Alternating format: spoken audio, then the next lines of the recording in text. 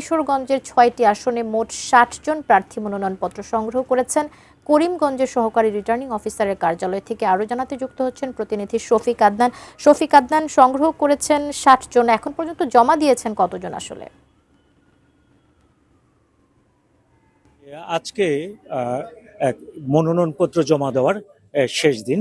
তো গতকাল পর্যন্ত কিশোরগঞ্জের যে ৬টি আসন রয়েছে সেই ৬টি আসনে ৬০ জন এমপি প্রার্থী তারা মনোনয়ন পত্র সংগ্রহ করেছিলেন।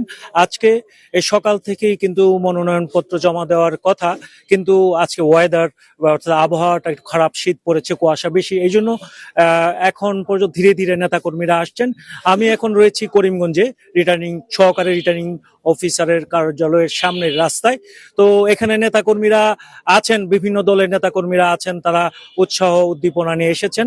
তো এখন পর্যন্ত করিমগঞ্জ অর্থাৎ কিশোরগঞ্জ ৩ আসনে মনোনয়নপত্র জমা দিয়েছেন সাবেক শিক্ষামন্ত্রী বিএনপির vice president doctor M Osman Faruk. তিনি দলীয় নেতাকর্মীদের নিয়ে এসে মনোনয়নপত্র জমা দিয়েছেন।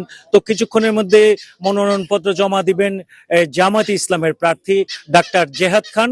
আর এখানে অপেক্ষা করছেন ইসলামী আন্দোলন বাংলাদেশের যে প্রার্থী আলমগীর হোসেন তালুকদার, তিনিও কিছুক্ষণের মধ্যে মনোনয়নপত্র জমা দিবেন।